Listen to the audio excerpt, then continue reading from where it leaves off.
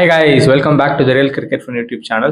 So இன்னைக்கோட வீடியோவில் நம்ம சிஎஸ்கே விசஸ் ராஜஸ்தான் ராயல்ஸ் மேட்சோட ரிவ்யூ தான் பார்க்க போகிறோம். பட் வீடியோக்குள்ள போகிறதுக்கு முன்னாடி இன்னும் நீங்கள் நம்ம சேனல் சப்ஸ்கிரைப் பண்ணாமல் இருக்கீங்க அப்படின்னா மறக்காம சப்ஸ்கிரைப் பண்ணிக்கோங்க. அண்ட் கிரிக்கெட் பற்றின டே டு டே அப்டேட்ஸ் உங்களுக்கு தெரிஞ்சுக்கணும்னா ஸ்க்ரீனில் தெரிய இன்ஸ்டாகிராம் இல்லைன்னா ஃபாலோ பண்ணிக்கோங்க. இப்போ வாங்க வீடியோக்குள்ள போகலாம். இந்த சீசனோட முதல் ரிவ்யூவே இந்த மாதிரி ஒரு சோகமான நோட்டில் ஸ்டார்ட் பண்ணுவோம் அப்படின்னு சொல்லி நான் சுத்தமாக எதிர்பார்க்கல. ஸோ ஒரு டஃப் லாஸ், எப்படி சொல்ல, ஒரு dominating win for Rajasthan Royals அப்படின்னே சொல்லலாம். So we lost to Rajasthan Royals by 8 wickets with 47 balls to spare. So ரொம்பவே மனசு கஷ்டமாக தான் இருந்துச்சு. இருந்தாலுமே இன்டெப்த்தாக மேட்ச் என்னாச்சு அப்படின்னு சொல்லி பார்க்கணுன்னா, ஃபர்ஸ்ட் ஆஃப் ஆல் மெயினான விஷயமே டாஸ் டிசிஷன் அப்படின்னு நான் நினைக்கிறேன். ஏன்னா நம்ம ப்ரெடிக்ட் பண்ண நம்மன்னு இல்லை, பேசிக்காக நிறைய நீங்கள் ஒரு யூடியூப் வீடியோஸ்லாம் இந்த மாதிரி ப்ரிவியூ வீடியோஸ்லாம் எடுத்து பார்த்துருந்தீங்க. ஹை ரெப்யூட்டட் சேனல்ஸு, எக்ஸ்பர்ட்ஸ் எல்லாருமே சொன்னது ஒரு டிஃப்ரெண்ட் பால் கேம். ஓகேவா, இங்கே நடந்தது சுத்தமாக வேற. அது காரணம் மெயினாக மழை வந்த ரீசன். ஓகேவா, இப்போ மேபி டேரெக்டாக 7:30 மேட்ச் பார்க்க வந்த எவ்வளோ பேருக்கு அதுக்கு முன்னாடி மழை பேஞ்சிருக்கு குவாஹாட்டியில் அப்படின்னு தெரியும்னு எனக்கு தெரில. கமெண்ட்ரிலையுமே அவ்வளோவா அவங்க சொல்லலை. டாஸ் அப்போ சொன்னாங்க. பட் ரொம்ப குரூஷியலாக, இவ்வளோ குரூஷியலாக அந்த டாஸ் மாறினதுக்கான காரணமே அந்த மழை வந்த ரீசன்னால விக்கெட் கவர்ஸ் கீழே போயிட்டு வந்தது. ரொம்ப டிஃப்ரெண்ட்டாக விக்கெட் பிஹேவ் ஆச்சு. ஸோ அது ஒரு ரொம்ப மெயினான டிசிஷன் அப்படின்னு நினைக்கிறேன். அண்ட் ஒன்றும் பண்ண முடியாது. எப்பயும் போல ருத்ராஜ் வந்து டாஸ் தோத்துட்டாரு. என்னால் அதை சிரிச்சு ஃபன்னாக சொல்லணும், காமெடியாக. ஆல்ரெடி இப்போ போன வீடியோ பார்த்துருந்தீங்கன்னா தெரியும், இந்த சீசன் நல்லா ஜாலியாக எடுத்துகிட்டு போவோம் அப்படின்னு சொல்லியிருந்தேன். ஆனால் என்னால் அப்படி இந்த வீடியோக்கு எஸ்பெஷலி என்னால் அப்படி சிரிக்க முடியல. பிகாஸ் 2025 எங்கே ஒரு மாதிரி ஒரு மோசமான இடத்துல விட்டோமோ அதே இடத்துலேருந்து ஆரம்பிக்கிறோம், திருப்பி அந்த மாதிரி இருக்கோ அப்படின்ற ஒரு சின்ன வருத்தம் மனசுக்குள்ள இருக்கு. So will see. அப்படி பார்க்கும்போது அந்த டாஸ் டிசிஷன் ரொம்ப ஒரு குரூஷியலாக அமைஞ்சிருச்சு. சொல்லப்போனால் அதுதான் மேட்சே மாற்றிருச்சு அப்படின்னு சொல்லலாம். So well coming in to bat, சொன்ன மாதிரி சஞ்சு அண்ட் ருத்து ஓப்பனிங் வந்தாங்க. பட் அந்த ஓப்பனிங் பேர் கிளிக் ஆகலை. அவங்க சடனாக அந்த ஓப்பனிங் பேர் திருப்பி மாற்ற போகிறதும் இல்லை, நானும் மாற்றணும்னு நினைக்கல. But what I felt was, இப்போ ருத்து அண்ட் சஞ்சு வந்து வாட் கைண்ட் ஆஃப் பிளேயர்ஸ் அப்படின்னா, ரெண்டு பேருமே வந்து அந்த ஒரு அட்டாக்கிங் பிளேயர்ஸ் கிடையாது. கொஞ்சம் டைம் எடுத்து அட்டாக் பண்ணுவாங்க. But modern day cricket requires that attacking opener. இப்போ சஞ்சு இந்தியன் டீமுக்கு ஓப்பன் பண்ணுறாரு, அவர் அட்டாக்கிங்காக ஆடுறாருன்னு நீங்கள் எல்லாரும் சொல்லலாம். பட் மை பாயிண்ட் இஸ், அவர் அங்கே அட்டாக்கிங்காக ஆடினாலும் அந்த அட்டாக்கிங்ன்றதே செகண்ட் அட்டாக்கிங் ரோல் தான் அவர் எடுக்கிறார். மெயின் ரோல் வந்து அபிஷேக் சர்மா எடுப்பார். அது அவர் ஒழுங்காக பண்ணுறது இல்லை, அது வேற விஷயம். பட் ஸ்டில் அந்த மாதிரி ஒரு ஓப்பனரோட அதர் எண்ட்ல சஞ்சு நிற்கிறது இஸ் ஃபைன். பட் அதுதான் சஞ்சுவோட ரோல். ஏன்னா அதர் எண்டா இப்போ அந்த ஒரு செகண்ட் ஸ்டெப் ஓப்பனர் ரோல தான் ருத்து எடுப்பாருன்றப்போ அதை சஞ்சு பண்றது கொஞ்சம் டிஃபிகல்ட்டா இருந்திருக்குமோ அப்படின்னு நினைக்கிறேன். பட் ஒரு மேட்சை வச்சு நம்ம இந்த ஒரு மேட்ச் சத்தியமா எதையுமே ஜட்ஜ் பண்ண முடியாது. ஸோ இந்த மேட்சை ஜட்ஜ் பண்ணோம் அப்படின்னு இந்த டீமே வேஸ்ட், இவங்க 10th பொசிஷன் தான் முடிப்பாங்க, ராக் பாட்டம் தான் அப்படின்னு சொல்லி இப்போ எழுதி கொடுத்துட்டு போயிடலாம். So we can't decide in one single game, have to wait and see. But அதை தாண்டி ரெண்டு பேருமே அவுட் ஆயிட்டாங்க, ஃபைன். பட் ஆயுஷ் மாத்திரைக்குமே அதே மாதிரி அந்த ஓப்பனிங்ல வந்த அந்த ஒரு இது, அதாவது இவங்க ரெண்டு பேர் ஓப்பனிங் பண்றதும் செட் ஆகல, அதுக்காக ஆயுஷ் மாத்திரை ஒன் ஆடுறதும் செட் ஆகலையோ அப்படின்னு நான் நினைக்கிறேன். பட் எதையுமே நம்மளால இப்போ சொல்ல முடியாது. Because we have to give them 2 to 3 games to gel up with the team.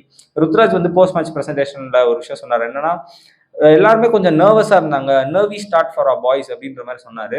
So இது ஒன்றும் பெரிய விஷயம் இல்லை, நாங்கள் டக்குன்னு டர்ன் அரவுண்ட் பண்ணிட்டு வந்துருவோம் அப்படின்னாரு. அதே மாதிரி ஹசீமே வந்து, நாங்கள் வந்து இந்த ஒரு மேட்சை வச்சு எங்களை நாங்களே டவுட் பட்டு ஒரு மாதிரி பயந்து அது மாதிரி இருக்க விரும்பலை, நாங்கள் ஒரு பாசிட்டிவ் ஆட்டிடியூடோட மூவ் ஆன் பண்ணுறோம் அப்படின்னு சொன்னாங்க. So okay fine. அதாவது இது எல்லாமே நல்லது தான். பட் பாசிட்டிவ்ஸ் அண்ட் நெகட்டிவ்ஸை கேம்லேருந்து எடுத்துக்கிறது தான் ஒரு பெட்டர் ஒரு டீமுக்கான அழகாக இருக்கும் அப்படின்னு நினைக்கிறேன்.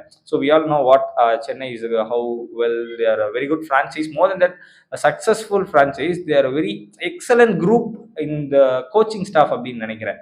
மேபி இப்போ ஃபிளெமிங் வந்து அவ்வளவா எனக்கு தெரியலனாலுமே முன்னாடிலாம் ஃபிளெமிங், தோனி, அந்த ராம்போலாம் was very good. There be very very tactical. See at times you can't play good cricket, then you have to play tactical cricket. ஓகேவா, ஸோ அந்த விஷயம்லாம் கொஞ்சம் லேக் ஆகுது. அதெல்லாம் கொஞ்சம் சரி பண்ணாங்கன்னா நல்லா இருக்கும். அதை தாண்டி பெருசாக பேட்டிங் ஆர்டரில் எதுவுமே வரல. அண்ட் மேட்ச் ஷாட் வந்து தேர்வாருன்னு எனக்கு தோணல.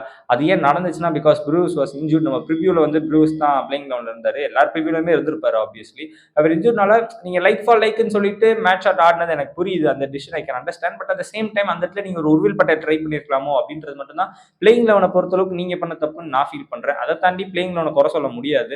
இந்த 11 தான் இந்த இன்ஜுரிஸ் வச்சு நம்மளால விளையாட முடியும். ஸோ ஓவரால் ஃபெயிலியர் அப்படின்னே சொல்லலாம். டூபே வந்து ஃபர்ஸ்ட் பால் 6 அடிச்சார், ரொம்ப சந்தோஷமா இருந்துச்சு. ஏன்னா ஜடேஜா வந்து ஒரு கைண்ட் ஆஃப் செலிப்ரேஷன்லாம் பண்ணிட்டு ஒரு ஆட்டிடியூட் காமிச்சிட்டு இருக்கப்போ நம்ம சைட்ல இருந்து ஒரு ஏதோ செத்த பாம்பு மாதிரி ஒரு மேட்ச் ஆடிட்டு இருக்கோமோ அப்படின்னு நினைச்சப்போ இல்லை அப்படின்ற மாதிரி அந்த ஒரே ஒரு 6 இருந்துச்சு.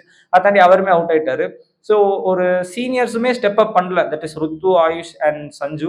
இப்போ சஞ்சு வந்து ஒரு குட் டெலிவரிக்கு அவுட் ஆனார், ஒத்துக்கிறேன். ருத்து வந்து ஒரு தேவையில்லாத ஷாட். ஓகேவா, நான் ஒரு மிகப்பெரிய ருத்ராஜ் கேக்வாட் ஃபேன். பட் அவர் ஏன் அந்த ஷாட் விளாண்டாருன்னா, அதுக்கான ரீசனும் முட்டு கொடுக்கறதுக்காக சொல்லல. சத்தியமா ரியாலிட்டியை சொல்லணும்னு நினைக்கிறேன். அந்த இடத்துல டாட் பால்ஸ் வந்துருச்சு. ஸோ அன்பார்ச்சுனேட்லி அந்த ப்ரெஷரை ஈஸ் அவுட் பண்றதுக்காக அவர் தேவையில்லாம இறங்கி ஆட போய் அவுட் ஆறாரு. இப்போ நான் என்ன சொல்றேன், நீ இப்படி விளாண்டு அவுட் ஆயிட்டா இட்ஸ் ஃபைன், விட்டுருப்பா, நோ ப்ராப்ளம். பட் அது ஏன் கிரியேட் ஆச்சு? ஏன்னா நீ அட்டாக்கிங் ஓப்பனர் எடுத்துட்டு வந்த சஞ்சு ஃபெயில் ஆயிட்டார். அப்ப அந்த ஃபர்ஸ்ட் மேட்சே உங்களுக்கு அந்த ப்ரெஷர் வந்துருச்சு. Then you could have gone with Ayush and Ruthu to opening and Sanju at one down. But அதை இப்போ சொல்ல முடியாது. இப்போ ஒரு நெக்ஸ்ட் மேட்ச் 2 பேர் நல்லா பண்ணிட்டாங்கன்னா அப்ப நம்ம சொன்னது தப்பு அப்படின்ற மாதிரி ஆயிடும். ஸோ வெயிட் பண்ணி பார்ப்போம். ஸோ ஓவராலா இழுத்து பிடிச்சி ஒரு பெரிய எந்த ஒரு பார்ட்னர்ஷிப்புமே இல்லைனாலும் ஓவர் டர்ன் கடைசியில் வந்து ஒரு 43 ரன் அடிச்சு அட்லீஸ்ட் ஒரு 3 டிஜிட் ஸ்கோர் அப்படின்னு கொண்டு வந்தாரு. ஸோ சில டீம்லாம் 49 ரனுக்கு அவுட் ஆவாங்க. அந்த மாதிரி டீம் நம்ம இல்லை அப்படின்னு நினைக்கிறேன். ஸோ ஒரு 127 அப்படின்றப்ப ஷுவரா மைண்ட் செட் எப்படி இருக்குன்னா 127 டிஃபெண்ட் பண்றது ஸ்கோப்பே கிடையாது. ஸோ அட்லீஸ்ட் கொஞ்சம் கேமை இழுக்கலாம் அப்படின்னு பார்த்து நினைச்சிருக்கேன். அண்ட் அகைன் ஒரு டாக்டிக்கல் எரர் ஃப்ரம் ருத்ராஜ் என்ன அப்படின்னா, கலீல் வந்து நியூ பால் எடுத்திருக்கணும். அவர் செகண்ட் ஓவர் போட்டிருக்க கூடாது. இப்போ மேட் என்ட்ரி வந்து அடி வாங்கினாலும் இப்படி பேசுற, அவர் மட்டும் ஃபர்ஸ்ட் ஓவர்ல விக்கெட் எடுத்திருந்தாலும் நீ இதை சொல்லுவேன். எஸ், நான் ஒரு மேட் என்ட்ரி ஃபர்ஸ்ட் ஓவர்ல 6 விக்கெட் எடுத்தா நான் சொல்லுவேன். பிகாஸ் கலீல் வந்து அந்த ஸ்விங்கை கலீல் மாதிரி சூப்பரா யூஸ் பண்ற போலர்ஸ் ரொம்ப கம்மி. ஸோ அதை அவர் யூஸ் பண்றதுக்கான எபிலிட்டி ஒரு second over, fourth over, sixth over போடுறதுக்கும் 135 போடுறதுக்கும் ஒரு வித்தியாசம் இருக்குன்னு நான் நினைக்கிறேன். எந்த மாதிரியான பால்ல சீன் மூவ்மெண்ட் இருந்தாலும் அந்த மேட் ஹென்ரியால பிக்கப் பண்ண முடியும். ஸோ ஒரு பிளேயரோட ஸ்ட்ரென்த்தை நம்ம யூஸ் பண்ணணும். இந்த ஆயுஷ் மாத்திரையோட பாயிண்ட்ஸ் என்ன பாத்தீங்களா, நீங்க பெட்டர் பிளேயர்ஸ் அட் நம்பர் 3 இருக்கலாம், ருத்ராஜோ இல்ல சஞ்சுவோ. But Ayush better player at 3. அப்ப அந்த ஒரு எபிலிட்டியை யூஸ் பண்ணிக்கிறதுக்கு அவர் யூட்டிலைஸ் பண்றதுக்கு அவர் ஓப்பனிங் அனுப்பணும். ஸோ அந்த மாதிரி தான் கலீல் அப்படின்னு நினைக்கிறேன். கலீல் போல் ரியலி வெல். அண்ட் அன்சுல் கம்போஜ்மே நல்லா க்ரூம் ஆகி வந்துட்டு இருக்காரு. 2 விக்கெட் எடுத்தாரு, வெரி குட். அது தட் பெருசா அந்த கேமை டிஃபெண்ட் பண்ண முடியல. பாண்டோஸ் அவங்க சேஸ் பண்ணிட்டாங்க அப்படின்னே சொல்லலாம். ஸோ எனக்கு தெரிஞ்சு இதை பெருசா பேசி இது அப்படியே ஒரு கன்சர்னிங் அப்படிலாம் இல்லை. அதாவது கண்டிப்பா ஒரு பெரிய அடி தான், இல்லைன்னு சொல்ல. பட் கண்டிப்பா இதுல இருந்து மூவ் ஆனாங்கன்னா I think they will come back very much stronger. ஒரு சின்ன சின்ன சேஞ்சஸ் மேக் பண்ணி கொஞ்சம் டாக்டிக்கலா நீங்க பண்ணீங்க அப்படின்னா I think CSK will be a beast team. அதுல எந்த விதமான டவுட்டுமே இல்லை. ஸோ வெயிட் பண்ணி பார்க்கலாம். Will again meet for next மேட்சோட preview. Until then, bye guys.